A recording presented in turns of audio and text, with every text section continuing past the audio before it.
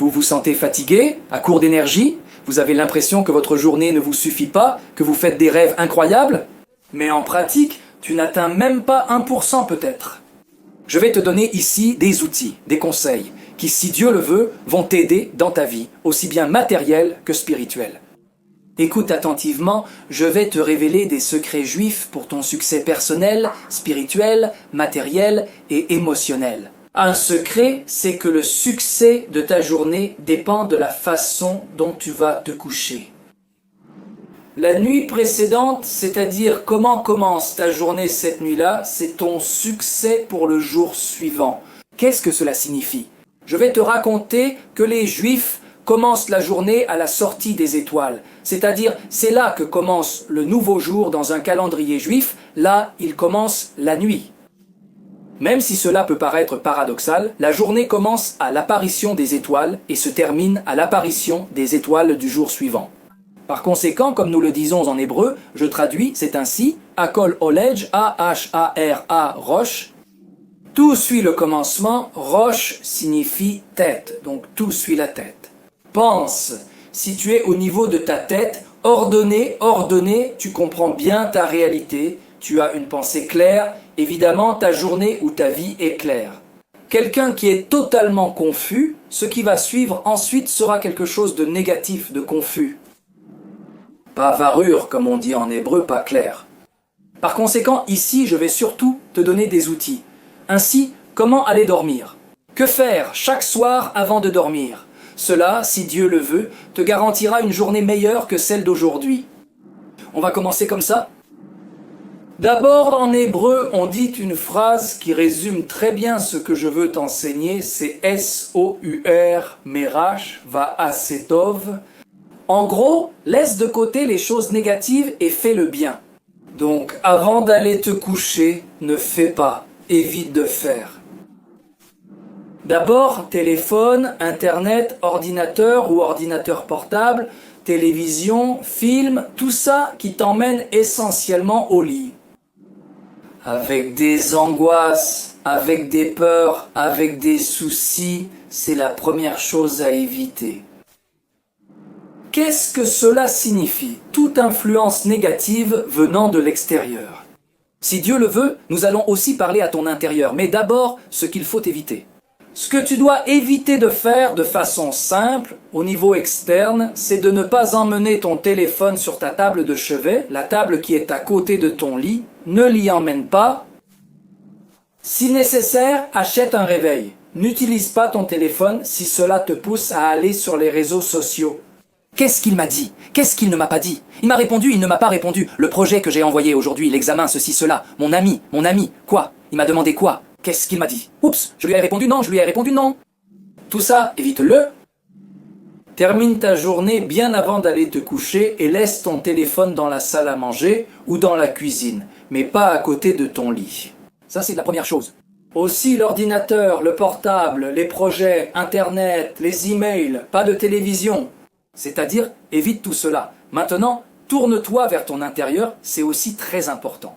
Je vais te révéler, je vais te lire un peu en hébreu très peu, mais je veux te dire en traduction libre ce que cela signifie pour aller droit au but de ce que je veux te raconter. Avant de dormir, les Juifs prient essentiellement, nous disons Shema, Israël, Adonai, Eloheinu, Adonai, Echad, nous récitons la prière, la déclaration juive que Dieu est notre Dieu. Écoute Israël, Dieu est notre Dieu. Dieu est un, c'est la déclaration juive, c'est essentiellement le lien avec Dieu. Nous récitons aussi des psaumes et quelque chose de spécial au début avant de dormir, n'est-ce pas? Ribonosh Yerolam, maître de l'univers, Dieu tout-puissant et créateur. Aréni Moshel, à tous ceux qui m'ont offensé et qui m'ont fait du mal, à ceux qui m'ont offensé et qui m'ont fait du mal. C'est-à-dire, je pardonne à toute personne qui a mal parlé de moi, je le traduis librement, qui m'a mal parlé, qui m'a fait quelque chose de négatif, ou Shechatakneti, ou qui a commis un péché contre moi. Ben Begoufi, Ben Bepamoni, Ben Bejwodi, tant au niveau corporel par exemple, Hasbe Haileke. Que Dieu ne me le permette pas. La personne m'a frappé ou m'a dit un gros mot ou toutes sortes de choses négatives qu'elle a faites avant que j'aille dormir. Je pardonne à tout le monde. Et ensuite, Nous disons par exemple s'il l'a fait exprès ou sans le vouloir, en s'en rendant compte ou sans s'en rendre compte. S'il l'a dit au niveau de la parole, au niveau de l'action. S'il l'a fait dans cette réincarnation, ou peut-être qu'il l'a fait dans des réincarnations antérieures de mon âme, auparavant, dans des vies passées. C'est-à-dire, nous disons après l'Eshol, Ben Adam Velo et Aneshum Adam Besivati. C'est-à-dire, je veux pardonner à toute personne et que personne ne soit puni à cause de moi.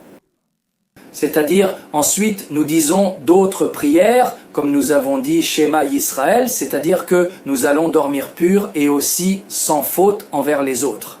Aussi, très important, c'est quelque chose de fondamental qui est de pardonner et d'être pardonné. C'est-à-dire, d'abord, il y a aussi un principe spirituel que Dieu. Comment il agit envers nous selon notre comportement avec les autres. Par exemple, si la personne travaille, sa patience, elle a de la patience, elle aide son prochain, si on lui parle mal, elle pardonne, elle ne répond pas de la même manière. C'est-à-dire que la personne est bonne, elle a de la patience, elle parle bien, c'est-à-dire qu'elle se comporte dans ce monde avec miséricorde. Cela fait que, fondamentalement, Dieu se comporte avec nous dans la même mesure. Si nous disons en hébreu mida keneged mida, mesure pour mesure, cela signifie évidemment que Dieu dialogue avec nous. Dieu t'aime et veut ton bien. Évidemment, si tu fais le bien et que tu te comportes de cette manière dans ce monde, Dieu se lie à toi de cette façon. Mais que Dieu ne le permette pas toi, une autre personne parle mal, fait des choses négatives, cela éveille d'une certaine manière dans le ciel une mesure supplémentaire de rigueur au niveau de la supervision divine. Mais tout est pour son bien. Disons que si la personne a fait quelque chose de négatif, Dieu veut que cette personne se réveille et corrige ses actions, évidemment, il veut qu'elle fasse le bien. Ainsi, il se peut que dans sa vie ou au travail, par exemple, son patron lui parle mal ou qu'il rencontre des problèmes professionnels. Mais tout ce que Dieu fait avec nous est pour le bien, nous disons que tout ce que Dieu fait est pour le bien. Même quelque chose qui n'est pas très agréable, qui n'est pas très plaisant. Le but ultime de Dieu reste notre bien, nous réveiller, te faire avancer, corriger nos actions en hébreu, nous améliorer, tout vise toujours notre bien. Maintenant, cela, nous l'avons dit en première zone. Laisser de côté les choses négatives et faire des choses positives, comme pardonner et aussi se pardonner à soi-même. Ce qu'on appelle aussi, avant de s'endormir, demander pardon à Dieu, nous faisons aussi cela. Pardon si nous avons fait quelque chose de négatif au niveau de la parole, au niveau de l'action, au niveau de la pensée. Dieu, je veux faire le bien, je le dis avec mes mots, je veux faire le bien, je veux faire ta volonté. Pardon si j'ai mal agi ou si j'ai fait quelque chose de négatif, évidemment. Aide-moi à renaître. Il faut savoir que, fondamentalement, il s'agit de revenir à l'origine. À chaque instant, on peut revenir à l'origine, se repentir et améliorer ses actions. Demander pardon à Dieu, demander à Dieu de l'aide pour s'améliorer, pour suivre un bon chemin et, fondamentalement, se renouveler. Dieu renouvelle chaque instant. Ce monde n'est pas celui qu'il a créé il y a des milliers d'années. Et ça, c'est un monde passé, n'est-ce pas?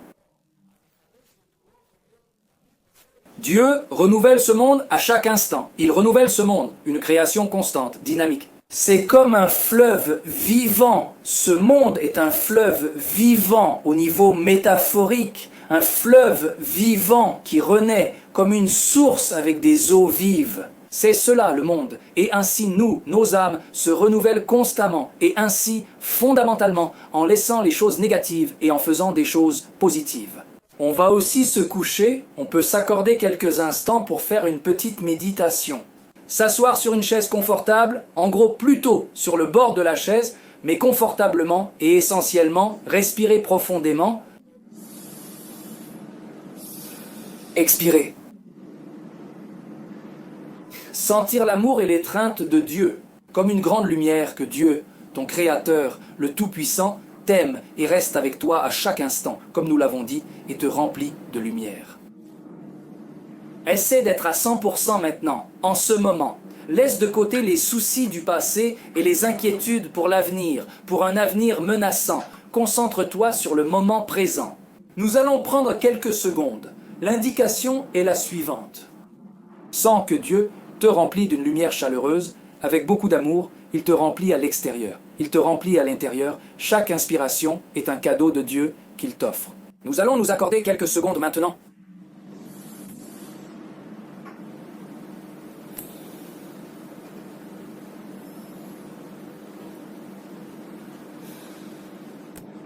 Nous inspirons. Nous retenons l'air encore quelques secondes.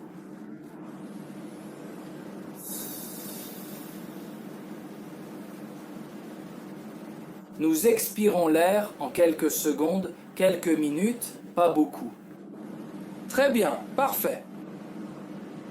Et donc, en gros, au moment où tu laisses de côté le négatif, comme on l'a dit, tu fais des choses positives, tu vas te coucher avec l'émotion suivante.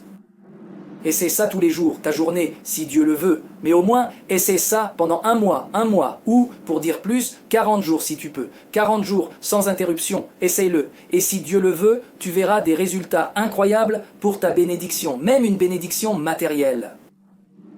Sois clair dans tes actions, pensées, paroles, travail, études, famille et relations. Essaie ça si tu peux plus d'un mois, au moins 40 jours. Et ensuite, si Dieu le veut, toute ta vie durant pour accomplir sa volonté avec joie et bon cœur.